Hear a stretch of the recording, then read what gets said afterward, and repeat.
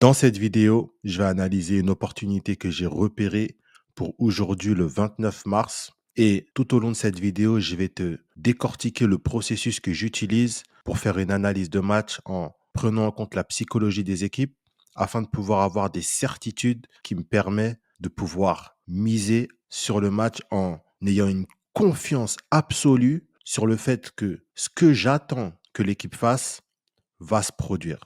Donc sans plus attendre, on va directement se rendre dans le championnat en question qui est en Lituanie et c'est Kauno Žalgiris qui va affronter Šiauliai.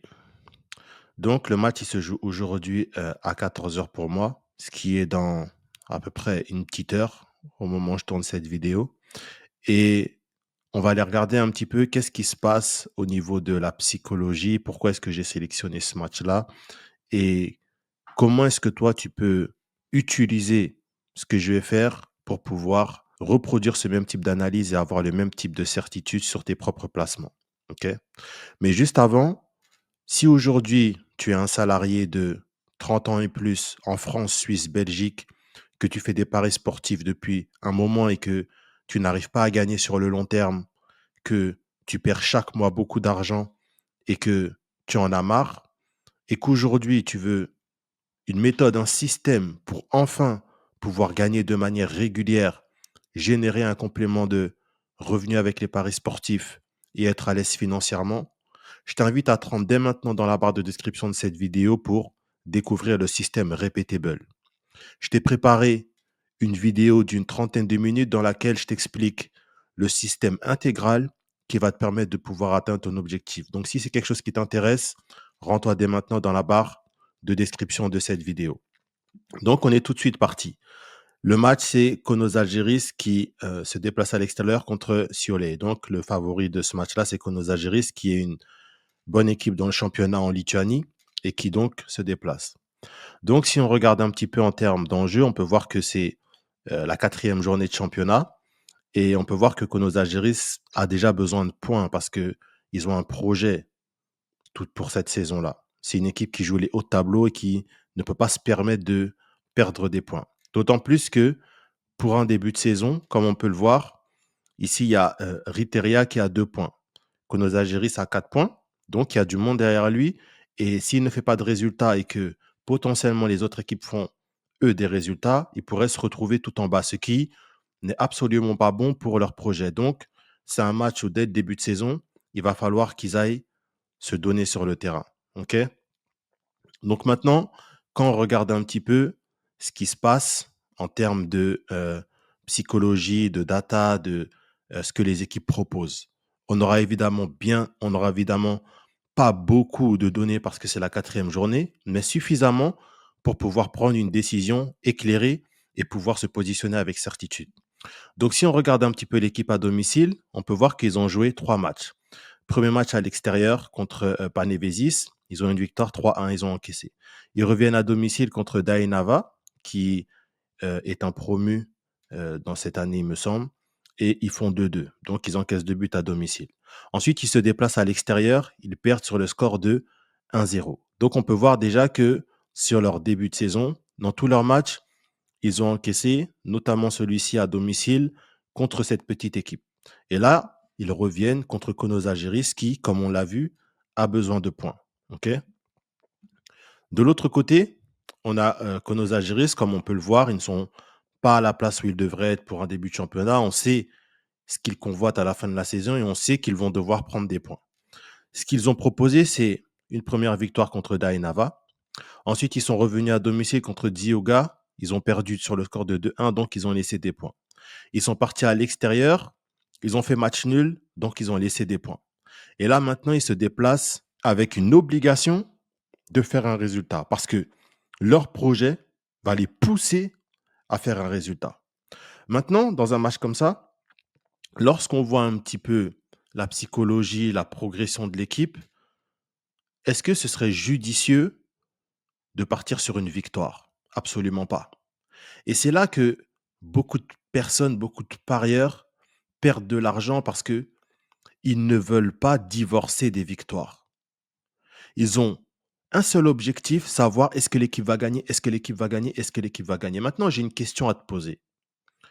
Pour qu'une équipe gagne, qu'est-ce qu'elle doit faire? Quelle est la première étape avant qu'une équipe puisse gagner son match? La première étape, c'est de marquer un but. Maintenant, toi, en tant qu'investisseur, quel est ton but? Est-ce que ton but, c'est de prendre le plus de risques possible sur un placement ou est-ce que ton but, c'est d'en prendre le moins possible? Si tu es un investisseur et que tu n'es pas un parieur qui mise sur des combinés de 12 matchs en pensant pouvoir devenir riche avec une pièce de 2 euros, ton but est de prendre le moins de risques possible. Maintenant, selon toi, si ton but, c'est de prendre le moins de risques possible, où est-ce qu'il est le risque minimal entre le fait de demander à une équipe de marquer un but et de s'arrêter là, ou entre le fait de demander à une équipe de marquer un but et de gagner le match? Normalement, si tu es encore une fois un investisseur qui veut être profitable, qui cherche la rentabilité, tu vas te diriger vers la première option. Et c'est exactement ce qu'on va aller chercher sur ce match-là. On va aller chercher un but de Zalgiris. C'est tout ce qui nous intéresse dans ce match-là. Ils ont la capacité de le faire. L'autre équipe nous montre qu'elle a la capacité, elle aussi, de prendre ce but contre ce type d'équipe-là. Il y a l'enjeu qui va les pousser à faire un résultat sur le terrain. Et nous, c'est ce type d'opportunité-là qu'on veut. Du coup, ce que je vais faire maintenant, c'est aller regarder un petit peu les cotes, voir un petit peu euh, où est-ce que ça commence et par la suite, comment est-ce que je vais pouvoir me préparer pour pouvoir potentiellement investir dessus. Donc, je te retrouve tout de suite pour aller regarder la cote de ce placement. Donc, on est sur ce match-là et on va aller regarder la cote. Donc, on peut voir que Konos Algérie démarre sur un but avec une cote de 1,19.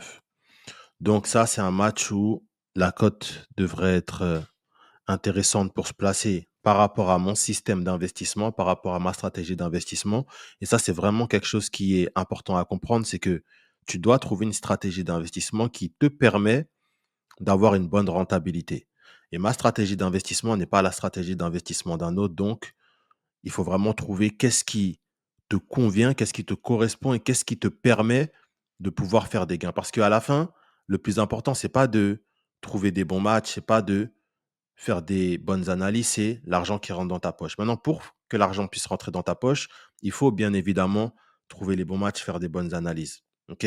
Mais si aujourd'hui tu trouves des bons matchs, tu fais des bonnes analyses, mais que derrière, tu n'as pas de rentabilité parce que tu n'as pas un bon système, eh bien, tout ce que tu fais ne sert à rien. Donc, c'est important de prendre ton travail et de l'associer avec une stratégie d'investissement qui va justement te permettre de faire des gains. Et par rapport à ma stratégie d'investissement, heu, sur un match comme celui-ci, la cote devrait arriver en début de deuxième mi-temps.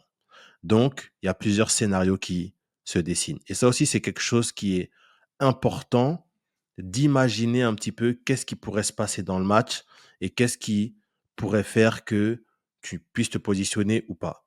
Donc, le premier scénario, c'est que Kono Žalgiris ouvre le score avant que la cote elle arrive. C'est quelque chose qui est très probable aussi parce qu'ils ont vraiment besoin de gagner ce match-là. Ils ont vraiment besoin de prendre des points. Et par rapport au type d'adversaire qu'ils ont en face d'eux, ils vont devoir jouer. Un autre scénario, ce serait que l'équipe à domicile ouvre le score. Pour X ou Y raison, l'équipe à domicile ouvre le score. Si elle vient à ouvrir le score, ça va créer une chute de cote. Et cette chute de cote-là fait que la cote de Konos Algérie va prendre encore plus de temps à arriver à une cote qui m'intéresse par rapport à ma stratégie d'investissement. Et sinon, le dernier scénario, c'est que Zalgiris arrive à la mi-temps avec un 0-0 et qu'en début de deuxième mi-temps, la cote arrive pour que je puisse me positionner. Donc, le meilleur scénario, ce serait le dernier. Maintenant, moi, la seule partie que je contrôle, c'est la partie avant-match, c'est-à-dire l'analyse de match. Et pendant le match, je ne contrôle pas comment est-ce que les joueurs vont jouer, à quel moment est-ce qu'ils vont marquer un but et comment est-ce que le match va se dérouler. Donc, il faut toujours mettre l'accent sur la partie que tu contrôles, la partie sur laquelle tu as un vrai pouvoir qui est de trouver des bons matchs, de faire des bonnes analyses et de faire le bon pari par rapport à ce match-là. Et ensuite, tu as plus le contrôle. Donc tout ton travail se trouve là et c'est vraiment sur ça qu'il faut mettre l'accent. Donc, on se retrouve dans un instant pour le résultat final. Donc, on est à la 18e minute et on peut voir que Zalgiris vient de marquer. Donc, bien évidemment, j'étais en train de suivre le match, mais c'était un scénario qui était à prévoir, étant donné le fait qu'ils avaient besoin de prendre des points. Donc là, on peut voir que la cote, elle était arrivée à 1,30. Donc, il y avait encore un peu de chemin. Comme je disais, il fallait que ça arrive au moins en deuxième mi-temps pour que ça se valide.